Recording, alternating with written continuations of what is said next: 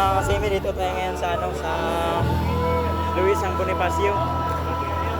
Sobrang dami po talaga mga tao dito ngayon.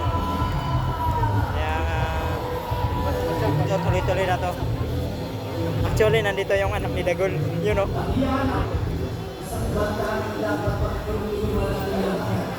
Hindi tayo dito.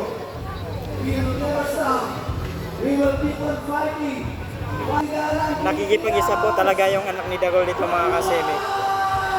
Nakikipag-isa po talaga anak ni Dagol dito.